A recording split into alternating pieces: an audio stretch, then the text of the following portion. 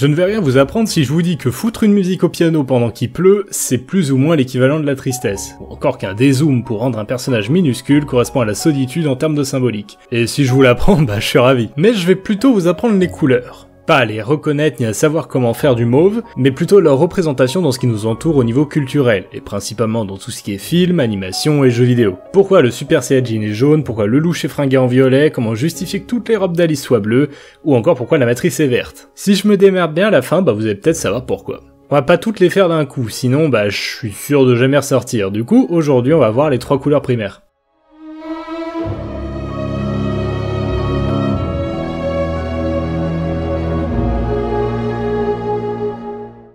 On va commencer avec une couleur super intéressante, le jaune. Pour les plus simples d'esprit d'entre vous, le jaune c'est soit un poussin, soit le soleil. Eh ben, sur la deuxième, vous êtes pas totalement à côté de la plaque. En effet, on a la chance d'avoir une belle boule de feu dans le ciel qui nous permet de vivre, ce qui est pas trop mal, c'est même plutôt sympa. Et même si le soleil tire plus vers le orange, on représente souvent les scènes éclairées par le soleil en jaune, ce qui lui donne nativement cette symbolique de la joie, du bonheur et de la festivité. C'est donc ce que représente le jaune, hormis le jaune or. Un sentiment de joie et un peu de peps qui, si utilisé dans une scène, est censé apporter le réconfort, ou s'il est porté, indique quelque chose d'assez important en matière de positivité sur le personnage. Est-ce que ça se dit? J'en ai aucune fichtre idée. Un exemple assez concret, c'est la robe de Mia dans La La Land. Si vous l'avez pas vu, je sais pas ce que vous attendez. Durant une grosse partie du film, elle porte une robe jaune, mais pas un jaune pipi ou un jaune or. Elle porte un jaune quoi. Et ça représente sa joie et sa bonne humeur tout en se mariant avec le côté entre guillemets festif du film. Donc ici, la symbolique utilisée du jaune, c'est la joie. Et de ce genre de symbolique, on en retrouve partout, et on peut les interpréter. Certaines sont véridiques, d'autres sont plus sujettes à interprétation, selon la culture, selon l'endroit sur la planète sur lequel vous vous trouvez, mais je doute par exemple que Naruto ait les cheveux jaunes par simple souci de design. Et en parlant de cheveux, on a la transition pour la seconde signification du jaune. Vous connaissez tous Dragon Ball. Du moins de nom. Vous connaissez peut-être la raison de pourquoi Goku a les cheveux jaunes lorsqu'il est en SSJ. C'est censé, pour le manga, être un simple souci de flemme, car Toriyama ne voulait pas colorier les cheveux, comme Goku a les cheveux noirs de base. Pour différencier sa transformation, il suffisait simplement de les rendre blancs en ne coloriant pas ses cheveux. Comme ça, il y avait juste l'ancrage à faire et beaucoup moins d'efforts. Sacrément malin ce Toriyama. Mais une fois que les pages couleurs apparaissent et que l'adaptation de Dragon Ball est arrivée, eh ben... les cheveux sont jaunes. Ils sont jaunes parce qu'ils représentent la seconde symbolique, la force. Et la couleur des cheveux de certains personnages n'est pas choisie au hasard. Si Goku, après son power-up, a des cheveux jaunes, c'est effectivement pour montrer son gain de pouvoir, son gain de force.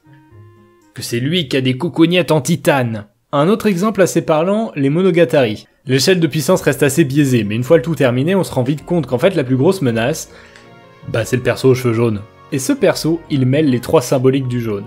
La dernière étant l'insécurité et la traîtrise, qu'on peut mêler également à l'infidélité. Mais le jaune infidèle, bah... c'est plus en général si vous offrez une fleur jaune à votre copine. En fait là c'est très dangereux, ne faites pas ça. Pour en revenir au Monogatari, la Shinobu Loli, c'est un personnage assez joyeux, passé la première saison. Donc on a ici la symbolique de la joie. Elle en reste pas moins super forte et surpuissante, surtout menaçante par le passé. Donc ici, on retrouve l'insécurité et la puissance. D'abord présentée comme une menace pour le monde entier puis comme une potentielle amie qui trahit finalement les codes humains, elle finit par retrouver sa joie de vivre au fur et à mesure du récit. Et pour les plus cinéphiles d'entre vous, je vous encourage à regarder Shining. Vous aurez peut-être quelques surprises.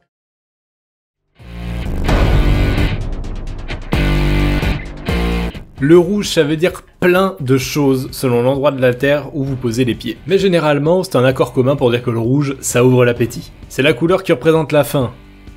FAIM. Et elle est utilisée sur plein de pubs en rapport avec la bouffe, sur plein de logos de fast-food, sur quasiment toutes les enseignes en fait. Passez devant n'importe quel fast-food, s'il y a du rouge sur le logo, c'est que le chargé de com est un champion et pas daltonien. Mais c'est aussi utilisé dans nos petits médias de weebs. Si je vous parle d'animé de cuisine, vous devriez penser à un certain Food Wars. Et là, c'est le moment où je vous laisse regarder la couleur des cheveux du personnage principal. Et la surprise générale, ils sont rouges. Ah, quel coup de maître! La symbolique du rouge, c'est pas la plus subtile, elle se remarque très vite et je vous apprends rien si je vous dis qu'elle est forcément liée à la séduction, l'amour et la passion. Des exemples comme ça, vous en trouverez plein de vous-même. Vraiment une pelletée. Et peut-être un des moins subtils, Roger Rabbit. Chez Jessica Rabbit, le rouge est omniprésent pour accentuer le côté sensuel, danseuse de cabaret et l'amour passionné. Je vous avais dit, c'était pas très subtil. Enfin, elle a du rouge partout, quoi. C'est une pin-up. Mais comme le rouge c'est une couleur un peu plus compliquée, en plus de l'amour, on l'associe paradoxalement au méchant, à la colère, au sang, bref au danger en sa globalité. Vous pouvez même vous amuser à regarder vice versa. La joie est jaune, la colère est rouge, et la tristesse, on en reviendra quand on parlera du bleu. Les sabres laser dans Star Wars, ça vous paraît assez cliché, et il y a bien pire, qu'à regarder Indiana Jones. Quand c'est coolos, c'est bleu, quand c'est pas sympa, c'est rouge. Mais on peut bien mélanger les différentes symboliques du rouge, et encore une fois, je vais prendre en exemple les Monogatari, et toujours Shinobu. Décidément, ce personnage est fantastique. Sa robe rouge est évidemment liée au sang, du fait de son statut de vampire. Jusque-là, vous suivez. Mais c'est pas tout. Cette robe-là, elle ne la porte qu'en forme adulte. Pas d'explication tout au long de la série, simplement, on le remarque. Et comme elle ne la porte pas en enfant, ça fait directement lien avec la sensualité. Je sais pertinemment que vous êtes tous rincés l'œil, bande de haracs. Et rien qu'avec ce perso, on a donc le jaune pour la force, le rouge pour le danger, la sensualité, la faim... Si ça c'est pas du bon design. On a vu le jaune, on a vu le rouge, il nous manque la dernière des 3 couleurs primaires additives, le bleu. Pas besoin de faire un sondage pour savoir que le bleu c'est la couleur préférée d'à peu près 65% de la planète, sauf chez les Indiens. Bah oui, ça veut dire la mort chez eux. Mais du coup, ça représente quoi le bleu? Le bleu c'est probablement la couleur qui a la représentation la plus universelle de toutes les couleurs et n'a quasiment que des aspects positifs, en plus d'être du coup l'une des couleurs les plus représentées. Déjà, c'est la couleur de base du marketing. 90% des logos que vous verrez utilisent du bleu. Twitter, Facebook, Discord, même Word, même si Word ça a un peu rien à voir, mais quasiment l'entièreté des logos du marketing et surtout du marketing digital utilisent du bleu. Le bleu c'est une couleur calme et reposante qui représente très souvent la sagesse et la réflexion, que ce soit dans l'ambiance ou dans le design. Si on s'attarde 5 minutes sur The Truman Show, pour ceux qui l'ont vu, et si vous l'avez pas vu, regardez-le, la scène de l'escalier devrait vous venir en tête. Cette scène mélangeant ciel et mer reste une des meilleures représentations du bleu en termes d'ambiance. C'est calme, c'est réfléchi, c'est une très belle scène, presque mystique, mais elle est également associée à sa deuxième symbolique, le voyage. Donc de ce fait, le bleu est associé au calme, et les japonais sont très forts pour ça. Très souvent, les personnages d'anime sont caractérisés par leur couleur de cheveux, comme on l'a vu avec Goku ou Soma, et ici pas d'exception. L'exemple le plus concret, ce serait Kuroko de Kuroko no Basket. Cheveux bleus, yeux bleus, et lié intrinsèquement au bleu, il est de nature très calme, très posé, sans compter le fait que dans le duo à l'intérieur de l'équipe, c'est celui qui est le plus réfléchi.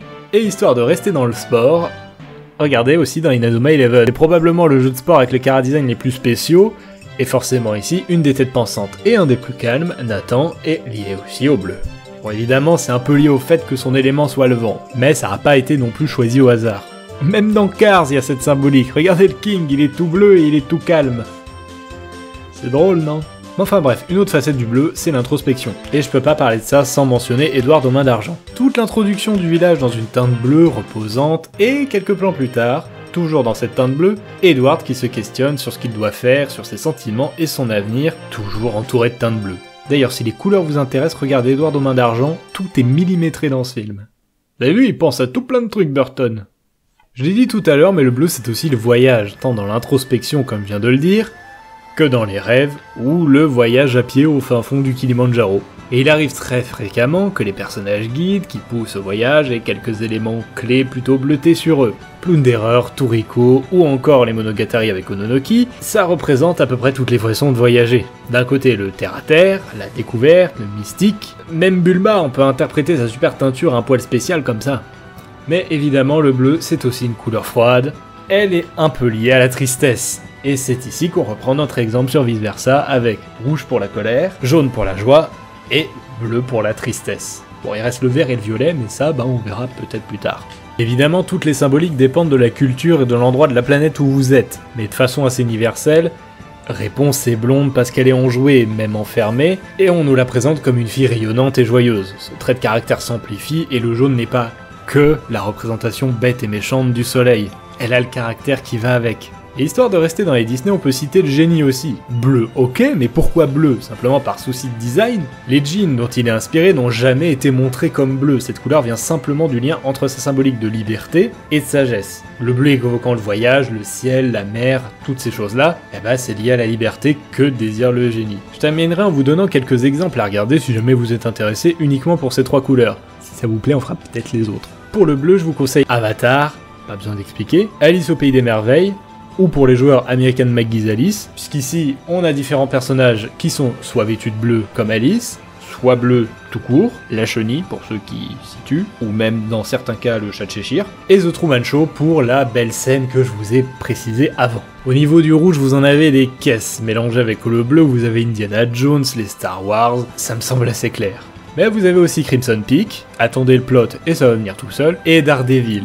Faut juste utiliser un petit peu le cerveau, c'est juste au niveau de sa combinaison, vous allez comprendre pourquoi, plus le fait que ce soit un anti-héros, vous devriez faire le lien assez facilement. Et pour terminer avec le jaune, jouez à contraste, parce que déjà c'est très bien, et en plus la couleur est super bien utilisée. Sinon évidemment Réponse, Dragon Ball, Fantastic Mr. Fox, et si vous avez joué à Kingdom Hearts 2, ces 3 couleurs devraient vous dire quelque chose. En tout cas, j'espère que vous aurez au moins appris un petit truc. Si c'est pas le cas, n'hésitez pas à demander un remboursement à ce compte Twitter qui n'est absolument pas le mien. Et si jamais vous voulez m'engueuler parce que je racontais beaucoup de conneries, bah allez-y.